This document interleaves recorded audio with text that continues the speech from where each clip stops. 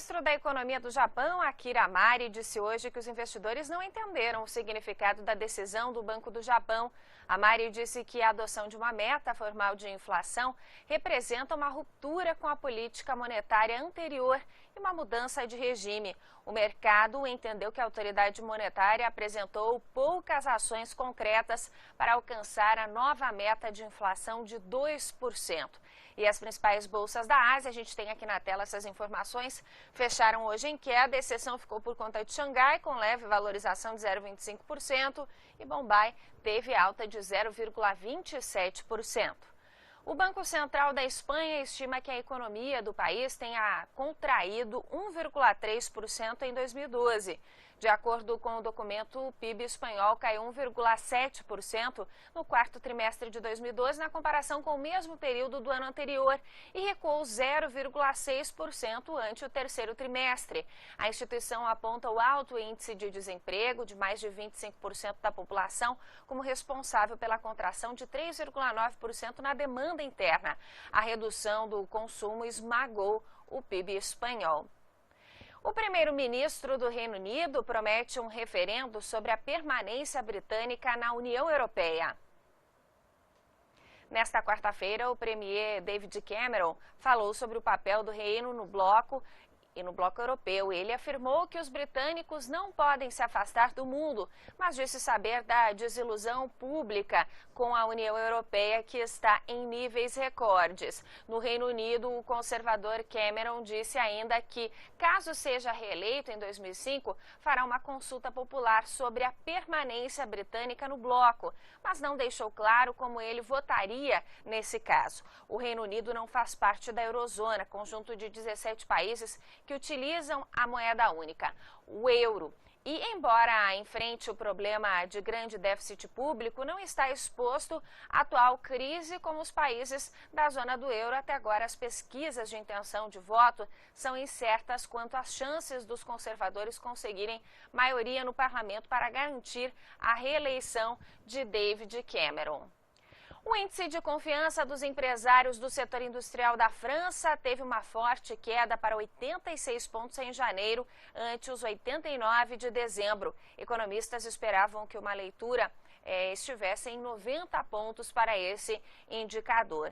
E no Reino Unido, o índice de desemprego caiu para 7,7% em 3 meses até novembro. No período anterior, até outubro, a taxa estava em 7,8%. O número de pessoas empregadas subiu para 29.680.000, o maior nível já registrado no país. E o Banco da Inglaterra não deve injetar estímulos adicionais na economia do Reino Unido. Na ata da última reunião do Comitê de Política Monetária, realizada nos dias 9 e 10 de janeiro e divulgada hoje, a instituição mostra que tem dúvidas em relação à efetividade de um aumento do programa de ativos na economia britânica, que atualmente está em 375 bilhões de libras. O BOE acredita que tal ação poderá ser menos efetiva que as anteriores.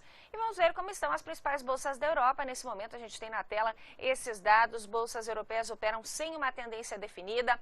Alta para Frankfurt, Milão e Paris registram queda. Londres sobe e o índice IBEX 35 de Madrid registra queda.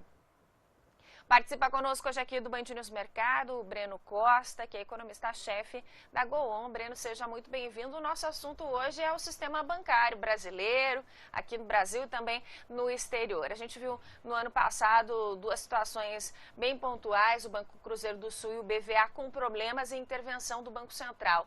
Mas como vai o sistema bancário brasileiro, os bancos brasileiros em relação aos bancos lá de fora?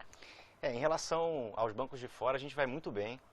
Comparando os índices do Brasil, tem um estudo do Bankscope que fala do um indicador que mede resultado desses bancos, né, o capital que esses bancos têm alocado versus a volatilidade dos retornos. Né. Isso quer dizer solidez ou não do banco. E a gente tem um índice hoje no Brasil em cerca de 11%, quanto menor melhor, e que quando a gente olha para Estados Unidos, países do PIG ou do BRICS, a gente está falando um patamar entre 26 e 28. Então, comparativamente, a gente está muito bem. A gente vinha falando também, uma pesquisa que funciona de uma certa forma, é o número de caixas eletrônicos por habitante, né? Como é que funciona isso no Brasil e no exterior? Aqui a gente vem crescendo nesse tipo de números, né? Hoje o Brasil está no mesmo patamar do Reino Unido quando você compara a quantidade de habitantes por caixa eletrônico. Está em torno de 95 habitantes por caixa eletrônico. Nos Estados Unidos, esse número gira em torno de 60, que é um dos melhores que a gente tem.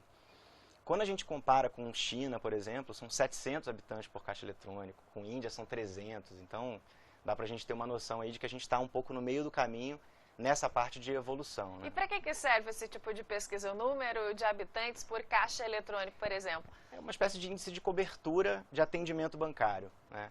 A agência deixou de ser o principal local onde você vai realizar suas transações, né? E ter esse tipo de ferramenta é como o banco consegue atender os seus clientes. Isso mostra um certo grau de cobertura e um pouco de evolução. E para isso tem que ter demanda também, né? Por caixa eletrônico, por dinheiro, por crédito. Sem dúvida nenhuma, sem dúvida nenhuma. Agora, o que é interessante nesse tipo de comparação é ver que, apesar da gente estar aqui num patamar abaixo, né, nesse tipo de indicador, quando a gente fala de solidez, a gente está muito bem. O Banco Central, um tempo atrás, soltou um estudo de stress test, que é um estudo onde você mexe numa variável de uma forma não esperada até. Foi um choque de 80% de piora na inadimplência, algo que não tem ninguém esperando. E que a gente, mesmo com esse choque, os bancos brasileiros estariam cobertos, teriam capital suficiente para cobrir.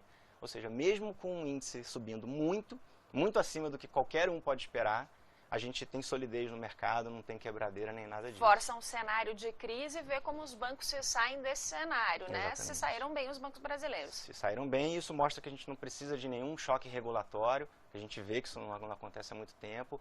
Apesar de alguns cenários aí, como o Banco Cruzeiro do Sul ou outros que tiveram problema, algo muito isolado, não demanda um nível regulatório maior. Pode falar. Óbvio que a concentração bancária no Brasil também ajuda, né? A gente tem 80% dos ativos de crédito